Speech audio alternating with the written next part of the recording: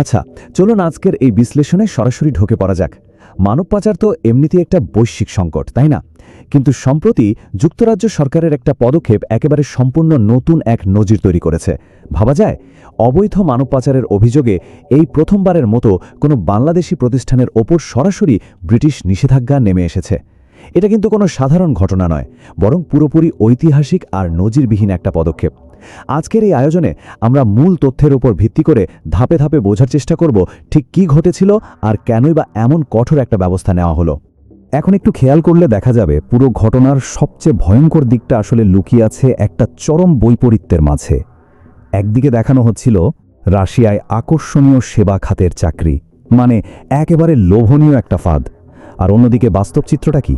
Ukraine সীমান্তে জোরপূর্বক যুদ্ধে অংশগ্রহণ, নিরীহ মানুষদের উন্নত জীবনের স্বপ্ন দেখিয়ে এমন এক ভয়াবহ যুদ্ধক্ষেত্রে ঠেলে দেওয়া হয়েছে যা আসলে কল্পনা করাও কঠিন। এই প্রতারণার জালটা যেভাবে বোনা হয়েছিল তা সত্যিই শিউরে ওঠার মতো। তো স্বভাবতই এখন একটা খুব বড় প্রশ্ন সামনে চলে আসে, এই নির্দিষ্ট ট্রাভেল এজেন্সির আসল অপরাধটা আসলে কী ছিল? কিভাবে তারা এত বড় একটা প্রতারণার চক্র চালাতো? চলুন গভীরে গিয়ে দেখি মূল ঘটনাটা আসলে কি দাঁড়াচ্ছে। আমরা এখন তাদের প্রতারণামূলক কাজের একটা কাঠামোগত দিক দেখব, যা এই ঘটনার একদম গভীরে যেতে আমাদের সাহায্য করবে। তথ্য আর প্রমাণের দিকে যদি তাকানো যায়, তাহলে অভিযুক্ত প্রতিষ্ঠানটার নাম হল dream home travels and tours limited.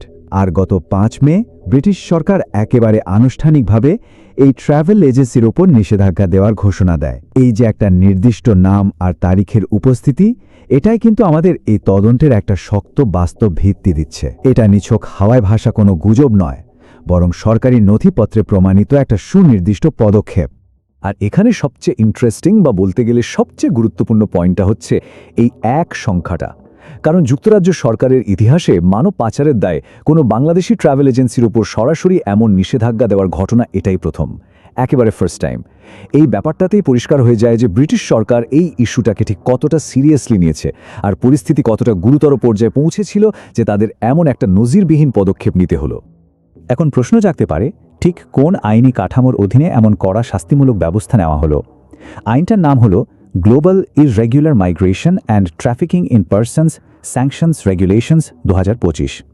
সহজ বাংলায় বললে, বৈশ্বিক অনিয়মিত অভিবাসন ও মানব পাচার নিষেধাজ্ঞা বিধিমালা। মানে বিশ্বব্যাপী মানব পাচার আর মানবাধিকার লঙ্ঘনের মতো এমন সিরিয়াস অপরাধগুলো শক্ত হাতে দমন করার জন্যই মূলত এই ফ্রেমওয়ার্কটা ব্যবহার করা হয়েছে। আর এই বিধিমালার প্রয়োগই প্রমাণ করে আন্তর্জাতিক আইনের চোখে অপরাধের মাত্রাটা আসলে কতটা ভয়াবহ ছিল।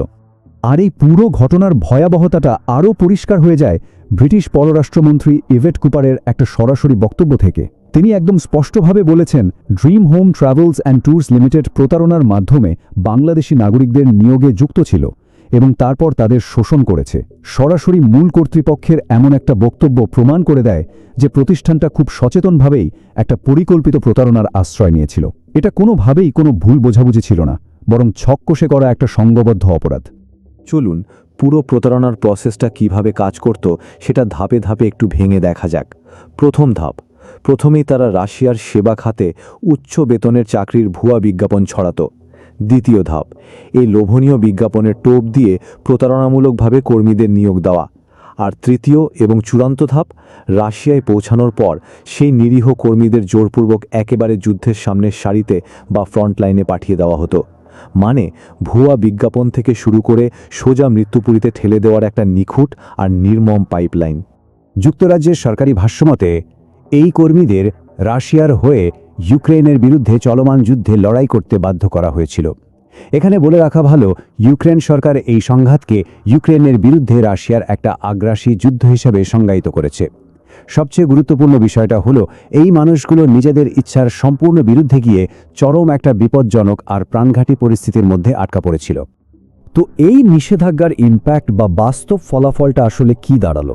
প্রথমত, ট্রাভেল এজেন্সিটার ওপর সরাসরি স্যাংশন বা নিষেধাজ্ঞা। দ্বিতীয়ত, যুক্তরাজ্যে ওই কোম্পানির মালিকের যদি কোনো সম্পদ থেকে থাকে তবে তার সাথে সাথে ফ্রিজ বা জব্দ করার নির্দেশ। আর তৃতীয়ত, আন্তর্জাতিক মানব পাচার চক্রগুলোর বিরুদ্ধে যুক্তরাজ্যের একটা অত্যন্ত কড়া বার্তার সিগন্যাল। সোজা কথায়, অবৈধ মানব পাচারকে কোনোভাবেই ছাড় দেওয়া হবে না এবং এর আর্থিক পরিণতি হবে মারাত্মক। আমরা আজকের এই ব্যাখ্যার একেবারে শেষ পর্যায়ে চলে এসেছি। পুরো ব্যাপারটা জানার পর একটা খুব প্রাসঙ্গিক প্রশ্ন কিন্তু মাথায় ঘোরে। আন্তর্জাতিক আইন যতই কড়াকড়ি হোক না কেন, বিশ্বজুড়ে এমন আরও কত গোপন মানব পাচারের পাইপলাইন পর্দার আড়ালে রয়ে গেছে যা এখনও আমরা জানতে পারিনি। একটা ড্রিম হোম ট্রাভেলস হয়তো ধরা পড়েছে, কিন্তু উন্নত জীবনের আশায় ঘর ছেড়ে আরও কত মানুষ প্রতিদিন এমন ভয়ঙ্কর প্রতারণার শিকার হচ্ছে। এই ঘটনাটা আসলে আমাদের সবাইকে একটু নতুন করে ভাবতে বাধ্য করে। আজকের এই বিশ্লেষণ এখানেই শেষ করছি। আশা করি পুরো ঘটনাটার পেছনের চিত্রটা বুঝতে এই আলোচনাটা দারুণভাবে কাজে লেগেছে।